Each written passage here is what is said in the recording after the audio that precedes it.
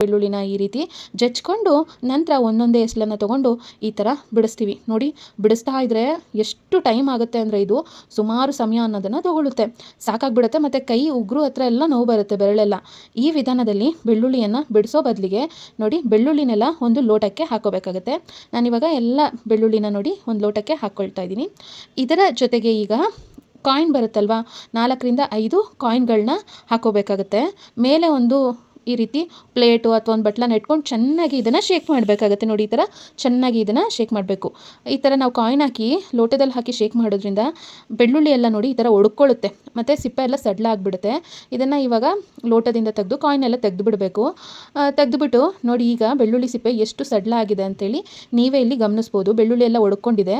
ಈ ಥರ ಒಡ್ಕೊಂಡ್ರೆ ಆರಾಮಾಗಿ ಬೆಳ್ಳುಳ್ಳಿ ಸಿಪ್ಪೆನ ಬಿಡಿಸ್ಕೋಬೋದು. ಒಂಚೂರು ಕೂಡ ಉಗುರು ನೋವು ಬರೋದು, ಬೆರಳು ನೋವು ಬರೋದು ಈ ಥರ ಏನೂ ಆಗಲ್ಲ.